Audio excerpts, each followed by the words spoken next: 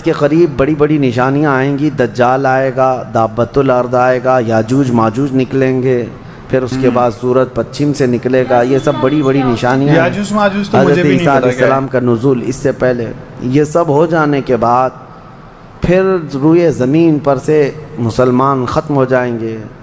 پھر ایک وقت آئے گا کہ جب سب لوگ اپنے اپنے کاموں میں مصروف ہوں گے، کوئی کسی کو پڑی نہ ہوگی. اور پھر دنیا میں سب اپنے اپنے کاموں میں اس طرح سے مصروف ہوں گے، کوئی کپڑا کاٹ رہا ہے، کوئی دودھ دوہ رہا ہے، کوئی کھیتی باڑی میں ہل چلا رہا ہے. اللہ تعالیٰ قرآن میں فرماتا ہے کہ تم دیکھو گے ان زلزلۃ الساعۃ شیء عظیم یوم ترونها تذهل كل مرضعۃ عما ارضعت وتضع كل ذات حمل حملها. اچانک ایک سور کی آواز آئے گی. وہی سور آج ہم نے تلاوت میں پڑھا ہے. اسرافیل علیہ السلام اللہ کے ایک فرشتے ہیں، ایک باجے کی شکل کی چیز وہ لے کر کھڑے ہیں. وہ بجانا شروع کریں گے. شروع میں دھیمی دھیمی آواز آئے گی اور یہ آواز بڑھتی چلی جائے گی یہاں تک کہ یہ آواز اتنی سخت ہو جائے گی کہ جو جہاں تھا وہیں کھڑا رہ جائے گا. کپڑا کاٹ رہا تھا اس کے ہاتھ سے کینچی گر گئی، جو کھیتی باڑی کر رہا تھا، ہل چلا رہا تھا، وہ وہیں کا وہیں رک جائے گا. دودھ دوہنے والا اس کا ہاتھ ویسے ہی رہ جائے گا، یہاں تک کہ حاملہ عورتوں کے پیٹ سے بچہ نکل کر گر جائے گا. اوہ بھائی خطرناک. جو عورتیں حمل سے ہوں گی. اور اس کے بعد پھر ایسی غشی، پھر سب پر موت طاری ہوگی اور زلزلے آئیں گے اور پوری زمین کو ہلا کر کے ختم کر دیا جائے گا. یہ قیامت ہے، یہ قیامت ہے. سور پھونکنے پر سارے انسان جتنے روئے زمین پر ہیں سب کے سب ختم ہو جائیں گے. اس کے بعد اللہ تعالیٰ فرماتا ہے ثم نفخ فیہ اخری، پھر دوسری بار سور پھونکنے کا حکم ہوگا. لیکن کیسے؟ سور جب حضرت اسرافیل علیہ السلام پھونکیں گے، پہلے انسانوں کی موت، پھر یہاں پر جتنی مخلوقات ہیں، جنات ہیں، جانور ہیں، سب کی موت. چرند پرند تو چھوڑے، نباتات، یہ پیڑ پودوں میں کی جان ختم. چاند سورج کو جب ختم کر دیا گیا تو پھر کوئی چیز ہی نہیں. ستارے، چاند، سورج سب ان کو بھی ختم ہو جائیں گے. اللہ تعالیٰ کے جتنے ملائکہ ہیں، جبرائیل امین علیہ السلام سے لے کر دوسرے ایک فرشتے تک، سارے ملائکہ کو بھی موت آئے گی. سب موت کے شکار ہوں گے. اور سارے جب انتقال کر جائیں گے تو پھر بچتا کون ہے؟ صرف حضرت اسرافیل علیہ السلام جنہوں نے سور پھونکا. اب ان کو سور پھونکنے کا حکم جو تھا وہ کہا جائے گا روک دو. تو ان کے کان میں درد نہیں ہوگا. ایسا مطلب کیا ہے اس کے پیچھے حضرت کہانی ہے نا؟ اسرافیل علیہ السلام کو بھی موت طاری کرے گا. اور روح نکالنے والا فرشتہ کون ہے؟ ملک الموت اسرائیل علیہ السلام. اب تک یہ سب کی روح نکال چکے ہوں گے اور پھر اللہ تعالیٰ اسرائیل علیہ السلام کی بھی روح نکال دے گا. اچھا، اسرائیل جو سب کی روح نکالتے ہیں ان کو بھی موت ہے، ان کو بھی موت ہے. اور پھر ہم نے پڑھا کل شیء ہالک الا وجہہ، ہر شے فنا ہو جائے گی سوائے رب العالمین کے. کل من علیہا فان ویبقى وجہ ربک ذو الجلال والاکرام. جو کچھ بھی ہے سب فنا ہو جائے گا، تمہارے رب کی ذات صرف باقی رہے گی، کوئی نہیں باقی رہے گا. پھر جب مولا کی مرضی ہوگی رب تبارک و تعالیٰ دوبارہ اسرافیل علیہ السلام کو اٹھائے گا. اسرافیل علیہ السلام دوبارہ اٹھیں گے اور پھر ان سے کہا جائے گا دوبارہ سور پھونکو، پھر سے پھونکو. اب جب دوبارہ حضرت اسرافیل علیہ السلام سور پھونکیں گے تو یہ زندگی کا سور ہے. پہلے والا یہ نفخہ اولا اس کو کہتے ہیں، وہ موت کا تھا، اور نفخہ ثانیہ حیات کا ہے، زندگی کا ہے. اب رب تعالیٰ نے جو وعدہ فرمایا تھا کہ ہم تمہیں موت کے بعد دوبارہ اٹھائیں گے، یہ وعدہ اس وقت پورا ہوگا. اب دوسرے مرتبہ جب سور پھونکنا شروع کرتے ہیں اسرافیل علیہ السلام، کتنے انسان آئے گئے، آدم علیہ السلام سے لے کر قیامت تک سب وہ زمینوں میں جہاں کہیں ہوں گے. کسی کو جلا کر ختم کر دیا گیا ہو، کسی کو جانور کھا گیا ہو، کسی کو پانی میں ختم کر دیا ہو، کسی بھی طرح سے، لیکن مولا تعالیٰ سب کو اٹھانے والا ہے. لیکن فرمایا حدیث پاک میں ہے کہ یہ دوسری سور پھونکنے کے بعد سب سے پہلے روئے زمین پر جو اٹھیں گے وہ محمد الرسول اللہ کی ذات۔ میرے آقا صلی اللہ تعالیٰ علیہ وسلم فرماتے ہیں میں اپنی قبر سے اٹھوں گا سب سے پہلے، اور محشر کے میدان کی طرف جو حضور جائیں گے تو فرماتے ہیں حضور صلی اللہ علیہ وسلم اٹھیں گے، ان کے بعد ابو بکر صدیق، ان کے بعد عمر فاروق رضی اللہ تعالیٰ عنہ، پھر ساری کائنات کو اللہ اٹھائے گا۔ اور جب رسول کریم صلی اللہ تعالیٰ علیہ وسلم فرماتے ہیں میں میدان قیامت میں اس حال میں آؤں گا کہ میرا ایک ہاتھ ابو بکر کے کندھے پر ہوگا، دوسرا عمر ابن خطاب کے کندھے پر ہوگا۔ یقیناً وہ اس دن کے دولہا ہیں۔ قیامت کا منظر ہے جب رسول کریم صلی اللہ تعالیٰ علیہ وسلم تشریف لائیں گے۔ اور اس کے بعد رب تعالیٰ نے فرمایا، سورہ زمر میں 2 آیتیں آئی ہیں، وَسِيقَ الَّذِينَ كَفَرُوا إِلَى جَهَنَّمَ زُمَرًا، اب جو کفار تھے ان سب کو کھینچ کر کے لایا جائے گا میدان قیامت میں۔ پہلے تو میں آپ کو بتا دوں پوری تفصیلات قیامت کے میدان میں، اس کے بعد ان آیتوں کی تفسیر پر آتا ہوں۔ پھر جب سب کو اٹھا دیا گیا تو ایک زمین ہوگی، اب وہ زمین کہاں ہوگی وہ اللہ بہتر جانتا ہے کس جگہ، کیونکہ یہ زمین ہے ہی نہیں، یہ آسمان ہے ہی نہیں، تو پھر اس وقت بنے گا کیا یہ اللہ ہی بہتر جانے۔ کہاں بنے گا، کس طرح بنے گا، اس میں ہم نہ سوچ سکتے ہیں نہ مثال دے سکتے ہیں۔ اب آپ مجھے بتاؤ یہ جو زمین جس پہ آپ بیٹھے ہیں یہ ختم ہونے والی، کیا رہے گا نیچے؟ آسمان جو دکھ رہا ہے یہ بھی ختم ہونے والا ہے، پھر کیا رہے گا اوپر ہمیں نہیں معلوم، لیکن اللہ کریم ایک زمین بنائے گا جس کے متعلق کہا گیا وہ تانبے اور پیتل سے بنی ہوئی ہوگی، یہ مٹی والی زمین نہیں۔ اور پھر اس کے بعد سورج کو پھر دوبارہ زندہ کیا جائے گا اور سورج کو سب کے سروں پر لا کر کھڑا کر دیا جائے گا۔ اب وہ زمین اور جس میں سارے انسانوں کو جمع کر دیا گیا ہے، آپ اندازہ کریں وہ زمین میں نہ کوئی عمارت ہوگی نہ درخت ہوگا، وہ بالکل فلیٹ زمین ہے، صرف میدان ہی میدان ہے۔ ایسا نہیں ہے کہ یہاں پر کوئی میدان اور تھوڑی دور کے بعد کوئی عمارت دکھے گی یا کوئی درخت دکھے گا یا کوئی پہاڑ، نہیں، کچھ نہیں، صرف سیدھی زمین۔ اسی لیے کہ وہاں تم 500 سال بھی اس میدان میں بھاگتے رہو گے تو سائے کے لیے ایک پتا بھی نہیں ملے گا، ایک پتا بھی نہیں، کہاں سایہ حاصل کر سکو۔ لیکن کچھ خوش نصیبوں کے لیے اللہ نے فرمایا کہ عرش کا سایہ انہیں اللہ عطا فرمائے گا۔ وہ کون لوگ ہیں؟ ان میں کئی لوگ ہیں، جس میں سے ایک ہی میں بتاتا ہوں، رجل تعلق قلبہ بالمساجد، وہ ایسا آدمی جس کا دل مسجدوں میں لگا ہوا ہے، قیامت کے دن اسے اللہ عرش کا سایہ عطا فرمائے گا۔ آپ کی نماز ہو گئی، بیٹھے کیوں ہیں؟ نماز ہو گئی، نماز کے بعد چلے جانا چاہیے، لیکن تمہارا دل مسجد میں لگا ہوا ہے۔ انہی لوگوں کی فضیلت میں ہے جب قیامت کے دن کوئی سایہ نہ ہوگا، ان لوگوں کے لیے اللہ عرش کا سایہ عطا کرے گا۔ اب یہ جو سارے لوگ جمع ہوں گے، کسی کو کچھ پتہ نہیں کہ ہونا کیا ہے، کسی کو نہیں پتہ کہ کیا ہونا ہے، نفسا نفسی کا عالم ہے اور سب ایک دوسرے کو تک رہے ہیں۔ اب یہی مسئلہ ہے کہ سارے لوگ وہاں پہ، کفار بھی ہوں گے، مشرکین بھی ہوں گے، جتنی امتیں پہلے آئی تھی وہ بھی ہیں، انبیاء بھی ہیں، اولیاء بھی ہیں، صلحاء بھی ہیں، صحابہ بھی ہیں، علماء بھی ہیں، سب ہیں، لیکن کسی کو کچھ سوچتا نہیں کہ کیا کیا جائے۔ یہی بے خبری سے پوری مخلوق جو ہے انبیاء کے پاس جاتی ہے۔ انبیاء میں سب سے پہلے ابو البشر سیدنا آدم علیہ السلام سے کہتے ہیں سارے لوگ، آپ تو ہم سب کے باپ ہیں، ہمارے لیے اللہ کی بارگاہ میں سفارش کریں کہ کچھ ہمارے متعلق کیا حکم ہے وہ پتہ چل جائے، ہمیں کہاں جانا ہے، جنت میں یا دوزخ میں، یہ ابھی پتہ چل جائے، حساب بھی نہیں شروع ہو رہا ہے۔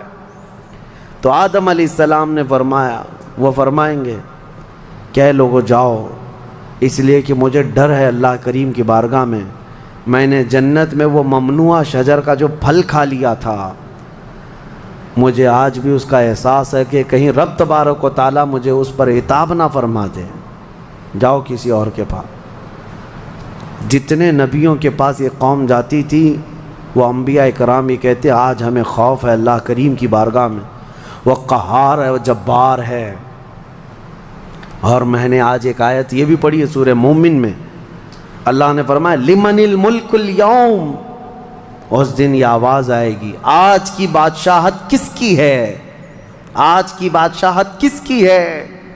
پھر اللہ خود فرمائے گا للہ الواحد القہار، ایک قہر کرنے والے خدا کی آج بادشاہت ہے۔ اس دن صرف اس کی سلطنت ہوگی، صرف اس کی حکومت ہے۔ انبیاء ملائکہ سب ڈرے ہوئے ہیں، پتہ نہیں برسوں یہ قوم گھومتی رہے گی مخلوق۔ عیسیٰ علیہ السلام فرمائیں گے کہ اے لوگو جاؤ محمد الرسول اللہ کے پاس، آج وہ تمہاری سنیں گے اور اللہ ان کی سنے گا۔ پوری مخلوق جب نبی کریم صلی اللہ علیہ وسلم کے پاس آتی ہے تو نبی پاک صلی اللہ تعالیٰ علیہ وسلم فرماتے ہیں ہاں میں اسی کے انتظار میں ہوں۔ پھر حضور صلی اللہ علیہ وسلم سجدے میں گرتے ہیں اور اللہ کو منانے لگتے ہیں کہ مولا ہے تو تیرے بندے، تو حساب تو شروع فرما۔ اس کو کہتے ہیں شفاعت کبریٰ۔ اچھا یہ کیا ہے؟ شفاعت کبریٰ، بڑی شفاعت۔ یہ سب کے لیے، کافروں کے لیے، مشرکوں کے لیے، سب کے لیے۔ یعنی حضور کی پہلی شفاعت کس کام کی تھی؟ کہ اللہ حساب تو شروع کرے۔ یہ شفاعت کبریٰ ہے، حساب شروع کرے مولا تعالیٰ ساری انسانیت کے لیے۔ حضور جب سجدے میں گرتے ہیں اللہ کریم فرماتا ہے ارفع رأسک یا محمد۔ حضور نے یہ فرمایا ہے کہ اس دن میں سجدے میں ایسی ثنا اور ایسی حمد بیان کروں گا اللہ کی جو آج تک کسی نے نہیں بیان کی ہوگی، اور اسی دن مجھے اللہ وہ تلقین بھی فرمائے گا۔ اور جب حضور ثنا کر رہے ہوں گے اللہ فرماتا ہے ارفع رأسک یا محمد، اے محمد صلی اللہ علیہ وسلم اپنا سر اٹھائیے، آپ مانگیے آپ کو دیا جائے گا، آپ پوچھئے آپ کو جواب دیا جائے گا۔ یہ پہلا سوال ہے اللہ کی بارگاہ میں قیامت کے دن، اور پہلا جواب ہے، باقی کسی بندے کو کوئی جواب نہیں تھا۔ اللہ کی بارگاہ میں حضور نے جب یہ عرض کیا تو رب تعالیٰ فرماتا ہے ملائکہ کو جس کی ڈیوٹی تھی، جس کا کام تھا کہ میدان قیامت میں میزان عمل لگا دیا جائے، حساب و کتاب ہوں، سب کے نام اعمال ان کے ہاتھوں میں دیے جائیں، سب کو پڑھنے کا حکم دیا جائے۔ اب حساب کا آرڈر آ گیا، حکم آ گیا، تو لوگ تھوڑی راحت کی سانس لیتے ہیں کہ چلو حساب شروع ہونے والا ہے، لیکن ابھی اتنا آسان نہیں ہے، اتنا آسان نہیں۔ اب فرشتے لا رہے ہیں سب کے اعمال نامے۔ لوگوں کو ایسا لگتا ہے اعمال نامہ یہ 4 پنے کا ہوگا، ہاں جیسے ایگزام پیپر میں فل شیٹ A4 سائز کی شیٹ لے کر کے بیٹھتے ہیں۔ قرآن میں تو اللہ تعالیٰ نے فرمایا کہ جب نامہ اعمال فرشتے لے کر کے آئیں گے تو کتنے ہوں گے پتہ ہے؟ تمہاری نظر جہاں تک جاتی ہوگی وہاں تک صرف کتابیں تمہاری ہوں گی۔ اچھا، صرف تمہاری کتابیں فرشتے لاد کر کے لا رہے ہوں گے، اس میں سب لکھا ہوگا زندگی میں جتنی مرتبہ باتیں کیا تھا، جو کچھ بھی کیا تھا، اچھا ہر ایک بندے کی کتابیں بنی ہوئی اور اتنی ساری کتابیں۔ وہاں پکار کر کے کیا کہتا ہے مالی ھذا الکتاب لا یغادر صغیرۃ ولا کبیرۃ الا احصاها۔ اے اللہ تو کیسی کتاب بنا دیا، اس میں چھوٹی چیز بھی نہیں چھوڑی گئی، بڑی چیز بھی نہیں چھوڑی گئی، سب لکھ دیا گیا ہے، اور پھر لا کر کے تھما دیا جائے گا۔ یہ پہلی علامت ہے کہ جس کے سیدھے ہاتھ میں اس کے نامہ اعمال پکڑا دیے جائیں گے، فرمایا گیا اس کے لیے وہیں سے ہلکا پن ہے، بشارت ہے کہ آسانی ہوگی، اور جس کے بائیں ہاتھ میں فرشتوں نے پکڑا دیا تو سمجھ لو کہ اب لمبا اس کا وقت جانے والا ہے، حساب سخت ہونے والا ہے۔ یہ تو صرف پڑھ کے سنانا ہے اور اس کے بعد پھر پکڑ ہوگی کسی کام پر۔ یہ تو نے کیوں کیا تھا، اس کی وجہ بتا، یہ تو نے کیوں کھایا تھا، اس کی وجہ بتا، اس کے ساتھ ایسا کیوں کیا تھا، اس کا سبب بتا۔ صرف پڑھ کر کے سنانا نہیں ہے، جو کیا تھا اس کی وجہ بتانا ہے، اور جب وجہ کچھ نہ ہوگی حکم آ جائے گا کہ انہیں اوندھے منہ کھینچ کر کے دوزخ کی طرف لے جائیں۔ یہ قیامت کے دن ہو رہا ہے۔ اب یہاں پر ایک دوسری شفاعت ہے میرے آقا صلی اللہ علیہ وسلم۔ اب یہ جو شفاعت ہے یہ خاص امت محمدیہ کے لیے۔ ایک شفاعت حضور نے فرمائی سارے انسانوں کا حساب شروع ہو جائے۔ جب حساب شروع ہو گیا تو رب حضور صلی اللہ تعالیٰ علیہ وسلم پھر سجدہ کرتے ہیں اللہ کی بارگاہ میں، اللہ فرماتا ہے محبوب سر اٹھائیں پوچھیں آپ کو دیا جائے گا۔ حضور عرض کرتے ہیں مولا میری امت کی بخشش آسان فرما دے، میری امت کا حساب آسان فرما دے۔ اب حضور کو اختیار دیا جائے گا، حضور کی یہ بھولی بھالی امت جہاں جہاں ہوگی حضور صلی اللہ علیہ وسلم فرماتے ہیں میں ان کو دور سے پہچان رہا ہوں گا۔ دیکھو میرے عزیزو بھرا مجمع ہے، کتنی امتیں ہیں۔ ایک صحابی نے پوچھا یا رسول اللہ ہم کو آپ قیامت میں پہچانیں گے؟ حضور نے فرمایا یقیناً پہچانوں گا۔ کیسے؟ حضور فرماتے ہیں زندگی میں تم جو وضو کرتے تھے، یہ جو اعضائے وضو ہیں چہرہ اور ہاتھ، حضور فرماتے ہیں قیامت کے دن یہ سورج کی طرح چمک رہے ہوں گے، اور اسی چمک سے میں پہچان لوں گا یہ میری امت ہے، جس کے ہاتھ چہرے چمک رہے ہوں۔ جو وضو ہی نہیں کرتا اس کا کیا چمکے گا؟ صحیح ہے۔ لیکن حضور صلی اللہ تعالیٰ علیہ وسلم نے حدیث پاک ہے یہ وضو کے اعضاء کی چمک سے حضور اپنی امت کو پہچان لیں گے، فلاں میرا امتی ہے، فلاں میرا امتی ہے۔ بہرحال اب اس کے بعد اب میں ان آیتوں کی طرف آتا ہوں۔ حساب و کتاب ہو رہا ہوگا۔ سب سے پہلے وہاں پر قیامت کے دن جن کو لایا جائے گا، الگ الگ روایات ہیں، اس میں 3 لوگوں کے متعلق فرمایا گیا، ایک عالم، ایک شہید اور ایک امیر آدمی پیسے والا۔ حالانکہ تینوں اچھے لوگ تھے دنیا میں۔ یہ جو امیر تھا بہت پیسہ بانٹتا تھا، اور یہ قاری قرآن تلاوت اچھی کرتا تھا، اور یہ شہید تو جنگ میں شہید ہوا تھا لڑ کر کے۔ تینوں کا حساب ہو رہا ہوگا۔ سب سے پہلے رب تبارک و تعالیٰ اس قاری قرآن کو بلائے گا، بتا تو قرآن کیوں پڑھتا تھا؟ وہ کہے گا میں نے تجھے اچھی آواز دی تھی، تو نے اس آواز کا کیا کیا؟ وہ کہتا ہے میں قرآن پڑھتا تھا بہترین انداز میں۔ رب تعالیٰ فرماتا ہے تو اس لیے پڑھتا تھا کہ لوگ تیری آواز کی تعریف کریں، کیا آواز ہے؟ اور لوگوں نے تعریف کر دیا، دنیا میں تجھے تیرا بدلہ مل گیا، یہاں قیامت میں کچھ نہیں، جاؤ جہنم میں۔ او بھائی مالدار آئے گا، اس سے رب تعالیٰ فرمائے میں نے تجھے بہت مال دیا تھا، کیا کیا؟ کہے گا رب تعالیٰ میں نے غریبوں میں تقسیم کیا ہے، بہت خیرات کیا ہے۔ اللہ کریم فرماتا ہے کہ تو نے تو یہ نیت سے تقسیم کیا تھا نا کہ لوگ تجھے دیالو کہیں، سخی کہیں، تیری مال کی تعریف کریں، تو لوگوں نے تو وہ تعریف کر دی، دنیا میں جو تجھے ملنا تھا وہ مل گیا، تیری خواہش ہو گئی، یہاں کچھ نہیں۔ اسے بھی فرمایا جائے گا دوزخ میں ڈال دو۔ تیسرا جو شہید ہے اس کے لیے بھی رب تعالیٰ فرماتا ہے میں نے تجھے جوانی دی تھی، کیا کیا؟ کہا اے اللہ میں لڑتا رہا کافروں کے مقابل میں اور اپنی جان دے دیا۔ فرماتا ہے رب تعالیٰ کہ تو یہ سوچتا تھا نا کہ لوگ تیری بہادری کی تعریف کریں، لوگ تجھے بطل جلیل کہیں، مجاہد کہیں، تو یہ لوگوں کی تعریف سننے کے لیے کرتا رہا۔ اگر تیری یہی خواہش تھی اور لوگوں نے تیری تعریف دنیا میں بہت کر دی، اب یہاں تیرا کچھ نہیں ہے، اسے بھی دوزخ میں بھیج دیا جائے۔ یہ ریاکاری ہے۔ یہ پہلا حساب جن لوگوں کا ہونے والا ہے، یہ 3 لوگوں کے بارے میں حدیث پاک میں ہے۔ پھر میرے آقا صلی اللہ علیہ وسلم فرماتے ہیں قیامت کے میدان سے اس وقت تک کوئی پیر ہٹا نہیں سکتا جب تک اللہ 5 سوالات نہ کر لے۔